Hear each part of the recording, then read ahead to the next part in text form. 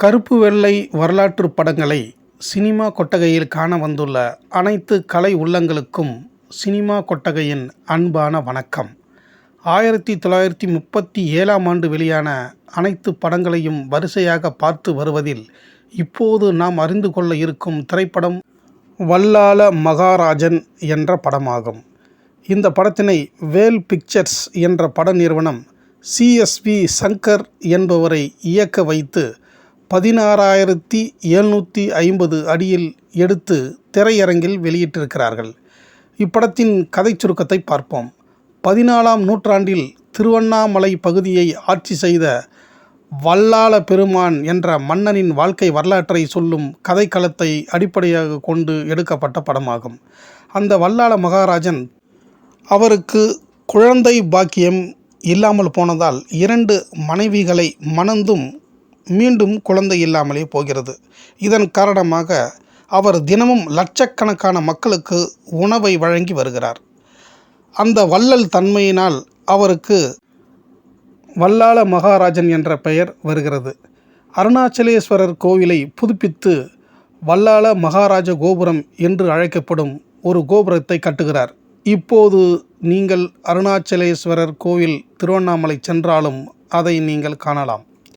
இந்த வல்லாள மகாராஜா தினசரி சிவபெருமானிடம் தனக்கு குழந்தை இல்லாத குறையை அழுத வண்ணம் கேட்டுக்கொண்டே இருக்க, உலகிற்கு தனது புனிதத்தை நிரூபிக்க சிவபெருமான் வல்லாள மகாராஜாவை சோதிக்க முடிவெடுத்து ஒரு சிவனடியார் தோற்றத்தில் ராஜாவின் அரண்மனைக்கு சென்று ஒரு படுக்கையையும் உடன் ஒரு பெண்ணையும் கேட்கிறார். உடனே வல்லாள மகாராஜா அரண்மனை முழுவதும் பெண்களை தேடுகிறார்.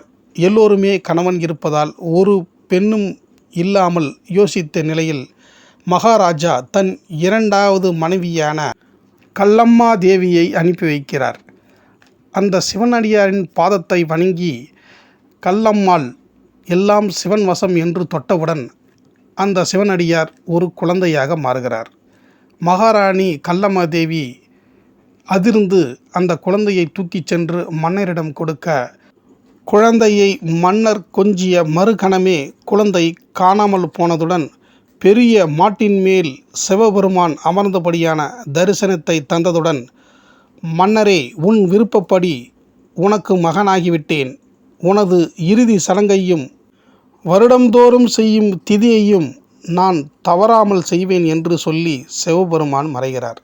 சில காலங்களுக்கு பிறகு ஒரு போரில் வல்லாள மகாராஜன் மடிந்து போகிறார். சிவன் வல்லாள மகாராஜனுக்கு உரிய சடங்குகளை செய்வதுடன் வருடந்தோறும் திதியை செய்து வருவதாக படம் முடிகிறது.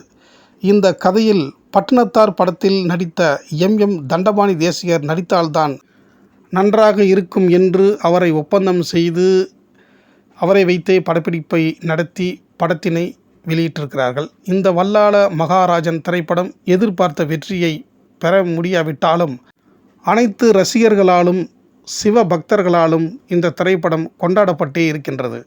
அன்பு நேயர்களே, ஒவ்வொரு படமும் ஒவ்வொரு வரலாற்றை சொல்லும் வண்ணம் இருக்கின்றது. இந்த படத்தினை சினிமா கொட்டகைக்கு வந்து பார்த்த உங்கள் அனைவருக்கும் என் நெஞ்சார்ந்த நன்றிகள். இனியும் தொடர்ந்து அனைத்து படங்களையும் பார்த்து அறிந்து கொள்ளுங்கள் என்று வேண்டிக் கொண்டு, அடுத்ததாக இதே 1937ஆம் ஆண்டு வெளியான மற்ற அனைத்து படங்களையும் அடுத்தடுத்த வீடியோவில் தொடர்ந்து பார்ப்போம்.